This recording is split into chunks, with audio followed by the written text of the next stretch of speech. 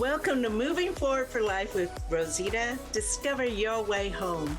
You know, one thing that is constant in life is there will always be change. And changes could be buying or selling a home, the loss of a loved one, marriage, divorce, it goes on. But when you find yourself on a new path, whether planned or unexpected, what you know is home is shaken or shattered. So this is clear. How you process a change will impact the trajectory of your life. Moving Forward for Life with Rosita starts now. Hi, and welcome to Moving Forward for Life with Rosita. Discover your way home. I'm Rosita. Can't even say my name this morning. I'm Rosita, your discovery coach and realtor, and I'm honored to be your host.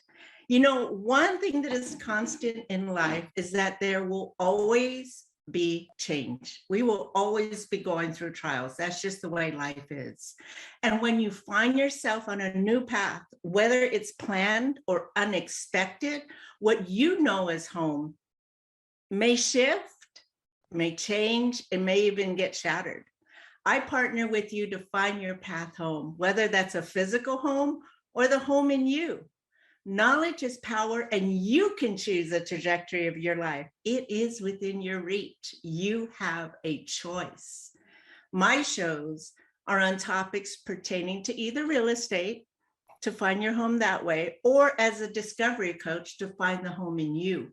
It's all with the goal to help you move forward in your life. Now, today I want to ask you, have you ever had a time in your life where something happened and you were confused, lost, or brokenhearted? Maybe you were just not sure how to get through it, or if you could get through it at all. Our topic today is I can make it through. And my guest is Janaya Dyce. Welcome, Janaya. Hello. I'm so excited to be here with you today. This is awesome. I'm excited too. Janaya and I met each other in a season of pain. We attended a couple of Bible studies together where we got to know each other. We were able to support each other, and we had a community of women to get through the tough times. We did our work, we unpacked some pain, and we celebrated every time we saw some healing or growth in each other. Celebration with smiles and laughter and hugs, because it is a road when you want to do your healing.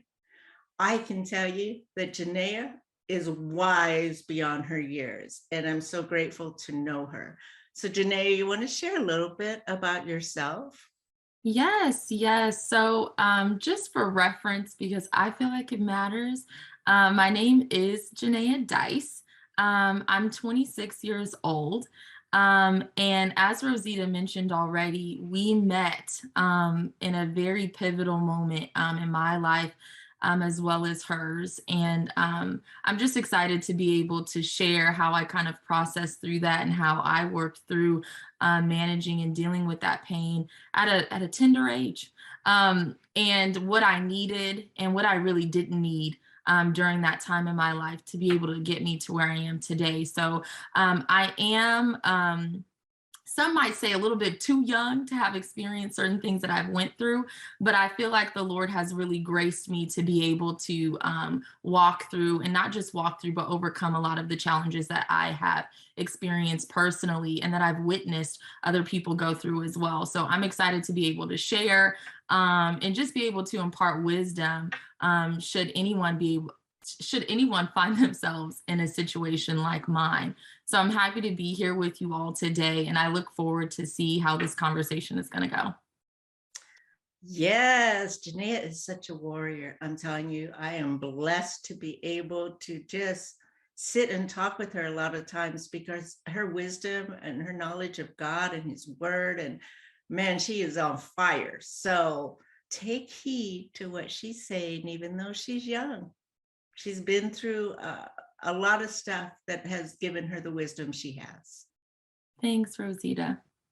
So I just want to share with you, you know, the classes that we took for Women Only and Beauty for Ashes. Wow.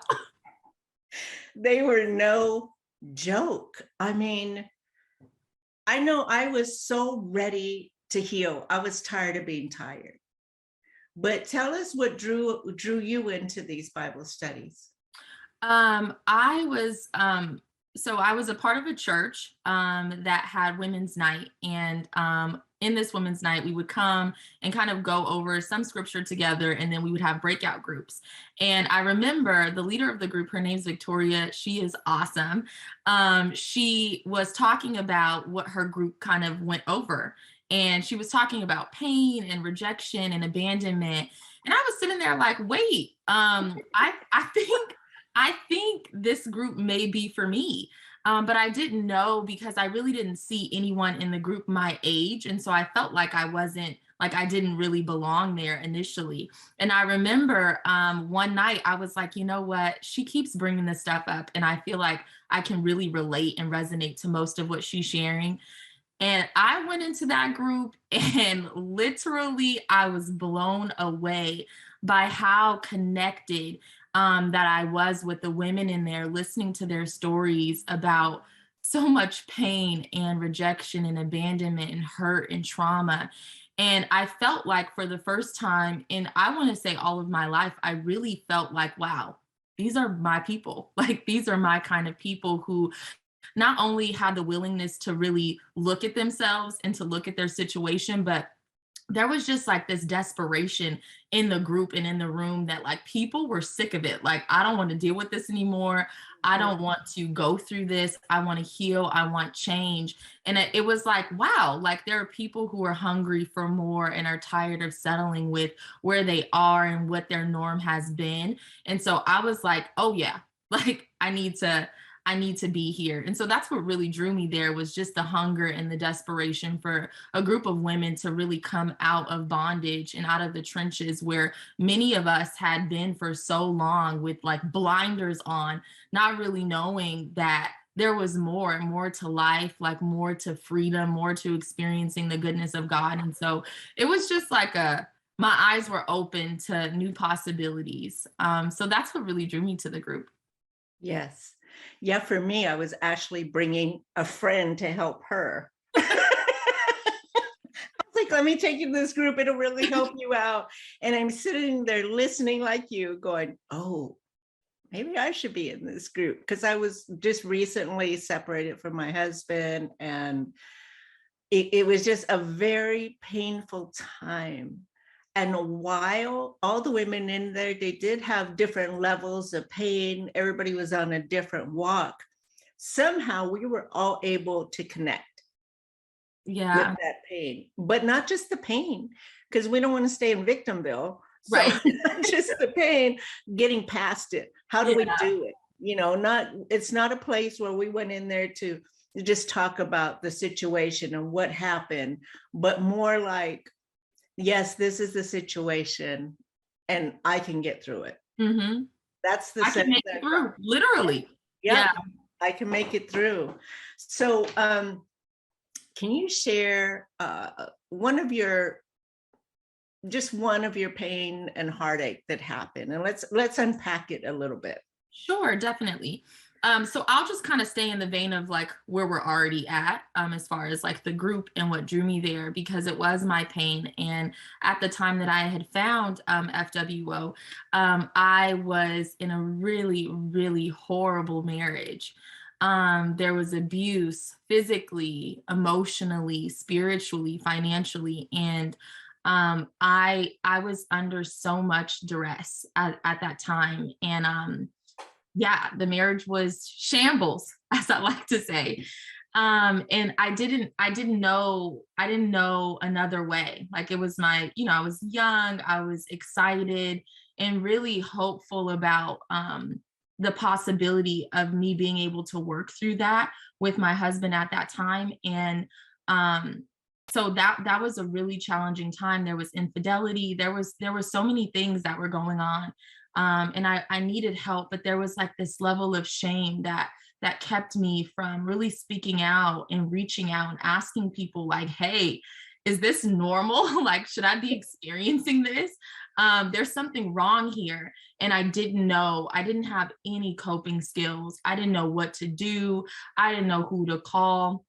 And so I was in a cave, and like, as you can imagine, I was in so much pain and just really like sick of it and hurting and really angry, and not knowing what to do with that anger or how to process it in a way that didn't land me in jail, if I'm being honest. And so, I'm familiar with that. like, yeah, it was completely like, this is cruel. It was a cruel kind of pain that I wish for no one to experience at all, because what you go through mentally and emotionally, and even in like the place of your relationship with God, like, wow, how could you, why did you leave me here? I was so angry and had so many emotions. And so, yeah, I would definitely say that was a challenging moment where I didn't know if I was going to make it through. Honestly, when you're in that kind of situation, it feels like you'll be there forever and you don't see the light at the end of the tunnel. There isn't really much hope. There's a lot of hopelessness, like just this heaviness of like, this is my life, like this is what it's going to be. I don't see how it's going to get any better. And so I was very hopeless at that time. I had no hope. There was no joy, nothing good that I could remember about what God had promised me was happening for me. And so I felt really alone. I was scared, and really angry, really angry. Wow, thank you for being so vulnerable, because I think that's one way that the enemy just keeps us imprisoned, really, right? Because, don't talk to anybody because it's so much shame. How embarrassed are you going to be? Yes. But that's how the enemy wins, by us keeping isolated and being able, I'm just going to be honest, being able to watch you go through the ebbs and flows of healing and being mad and backing off and coming back and being filled with the Spirit. It was like, oh my gosh, this is normal. It's okay to be like this. Yeah. And when you're in a safe place with women who know, who really know, seasoned in God, no matter what age you are, right? It just feels like you're getting a hug saying, it's okay. It's okay. You can get through this. This is not going to be forever. Yeah. And what you just said, I think, is what really helped me stay in the fight, was that I had a safe place for like the first time, it felt like. And I really do think safety is essential in healing. It's essential in discovering like who you are, discovering your purpose, discovering so much about you and about like the warrior that is in you. You have to have a safe place. I don't think anything, and that, don't quote me on this, but in my experience, I don't think much can be done where there's no safety. I think when people are in dire situations and are in pain and are struggling and have experienced so many woes and just the cares of life and have been burdened by that, safety is like not a normal thing. Like, and I think we don't really talk about that as human beings, but it's like, there's not many safe places in the world, or safe people. And like, how do you become a safe person? It's like, well, that's a whole other conversation. That's a whole nother show. We might have to have you back, Janaya. Yeah. But it's like, you think about like what it takes to heal and to get through something. You have to have a safe place. You have to be in a community of people who are willing to kind of like be naked in front of you, so to speak. Like, I would not have been able to heal had I not seen other women being vulnerable and being brave and having the courage to share their pain and to share their experience. And so like that, like vulnerability in itself is like, can bring people to a level of safety that we didn't even know was there, And so being around people who were like willing to do the work, who were willing to discover, what, like, hey, this has been painful, but like, what's my part in this? And like, how did I get here? That really changed it for me. I was like, I was a victim my whole life. Everything was everybody else's fault. And I didn't know that I had a responsibility in some of my own suffering. And so being in an environment where women were like, hey, Janaya, like, we love you enough to be honest with you, and to, like, you're not a victim, you know, like, and I was like, whoa. I remember hearing that, like, I was angry at Victoria, at Hoku, probably even at you, Rosita, like, what are you saying? You know, like, I am a victim, like, this happened to me. But it was in that place where I was able to really discover, like, wow, like, I'm safe to explore, like, even the things that I did wrong. And there wasn't any shame or condemnation. It was just like this, like, there was just like this safety and this vulnerability and like this space where I can honestly, openly share what I've done and like who I've been, and even the nasty thoughts that I had during that time. Like, hey, I'm really struggling, and like, this is how I feel. Like, I'm not okay. I'm not really doing well. And it was in that place where I really discovered the importance of community, the importance of vulnerability, and the importance of just like being able to be honest and bear the truth without fear of, oh my gosh, what are they going to think about me because XYZ, you know? Yes. So Yeah. And here's the thing about the pain and all the negativity that comes with pain is that it takes up a lot of space. And so, you know, in your mind, in your spirit, in your decisions, we sometimes are more geared to making decisions from our pain. And when you start to heal and that you end up getting some empty space, then the healing can start happening because you're aware that, wait, that's not the right thing to do. So I think it's important to note that you have to make the choice to take that step of faith, of being, knowing that you're going to get past it. Because here's the thing, you can be at the fork of a road and you could say, well, I kind of comfortable with my mess. I know what to expect. I know which roads to go. I know what works and doesn't work. You could still stay on there, but you're still going to have pain. yeah. And the other road is, you know what? I'm going to go ahead and make a change. I'm going to face my stuff. I'm going to do the work to heal. You're going to have pain at the onset, but the trajectory of your life will be completely different than when you choose to stay in your pain. Absolutely. Because what really happens is that you go through the pain, you process it in a safe place, whether that be, you know, with people at your church or therapy or therapeutic groups, but you do that in safe places, and then it brings about fruit, you know. And I think that's the difference. It's like, I can suffer and I can be in pain because it's going to hurt regardless. It's like, it's just painful because it's painful, you know, but I can go through the pain and actually learn along the way and begin to implement the things that I'm learning, and then see the fruit of making a decision to grow. Or I can be in pain and my life be the same and nothing changes because why isn't it working?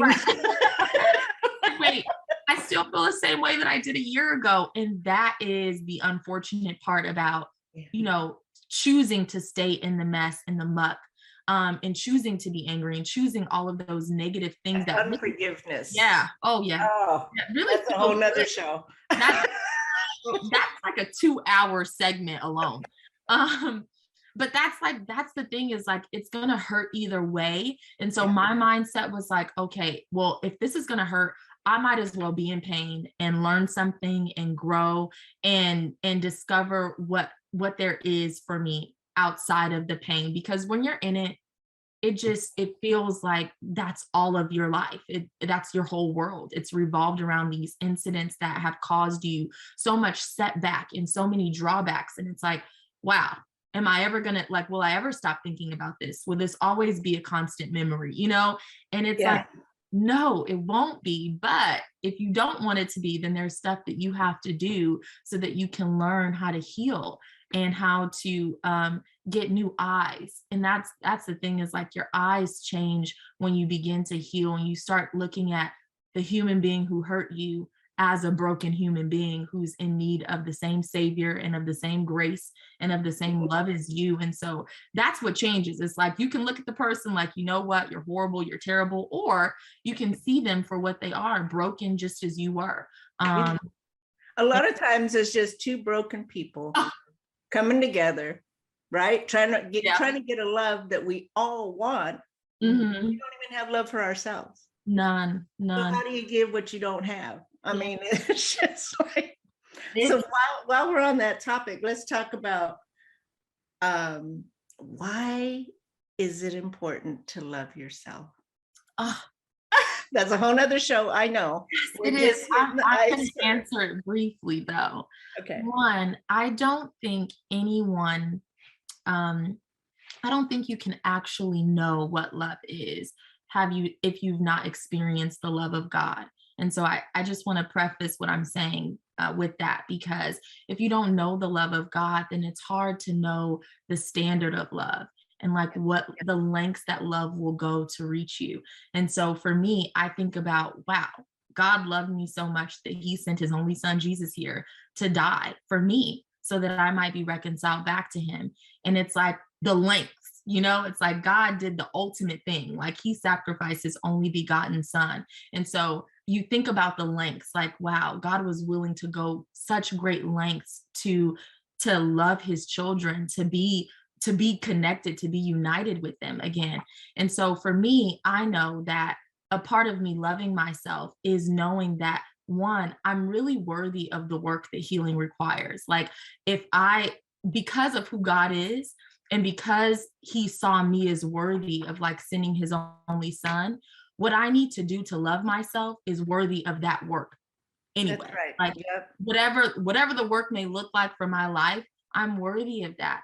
And so having self-love is essential, because without it, you're left with all these standards or shame or, all the penalties for the decisions that you've made without any grace, without any hope. To try to heal without love is harmful. It's really harmful. And so loving yourself through the journey and through the process of healing, especially when when you can recognize, oh, snap, I'm not perfect and I've not made the best decisions. There has to be love in that. Like there has to be patience with yourself. You have to be super kind to yourself as you discover your part in some of the suffering and in some of the pain. You have to be able to love yourself through that. And so it's important, because healing without love is, I think it's abuse personally. It's abuse, but it's like a rubber band. You're going back to the same old area. I mean, it wasn't until I really surrendered myself to God and his leading was when I started to see, oh my gosh, you have made each one of us a masterpiece. Masterpiece. Yeah. Masterpiece. But I was continually being a piece of work. Because I was like, no, I'm going to do it this way. No, it has to be perfect. And all the while, I'm keeping myself in prison. Yeah. I didn't receive the love that the Lord had for me and letting me know that I am enough. Period. And he made me specifically just the way I am. While some things have to be changed, move towards his direction, God always knows what he's doing. It's just a matter of listening. Yeah. Janaya, oh my gosh, we are already at the end of our time. I can't believe just got started. It was so much fun to have you. I thank you for being vulnerable and sharing your story with us. And I would love to have you come back to talk about forgiveness, especially for spouses. And just a quick note, everybody, Janaya just recently got married, I think less than a year ago, to her Boaz. Yes. Oh my gosh. We looked to her to watch, like, okay, doing okay. So I just want to tell you guys, as always, my desire is to bring awareness, let you know you're not alone, because that's where we get stuck. And that I'm available to help you discover your way home, whether that's in a physical home or the home in you. Remember to subscribe to my YouTube channel, Rosita Sells Homes, to see all my videos. My shows are live the second and fourth Friday. I can't even talk today, at 12:30 p.m. Pacific. You can watch it live on Facebook on Transformation Talk Radio. Thank you again for joining us. Janaya will be back. I told you she's a powerhouse. And we will see you next time. Thank you so much. Bye. Thanks, Rosita. Thank you so much for listening to Moving Forward for Life with Rosita. Discover your way home. Through my own personal healing journey, I've come out stronger and braver. I know firsthand how hard, how lonely, and heartbreaking it is to continually live in pain. As we work together, you will discover the good, the bad, and the not so pretty parts of yourself so you can uncover the fabulous in you. Discover what you need to come home, whether that's a physical home or the home in you. Join me every second and fourth Friday at 12:30 p.m. Pacific.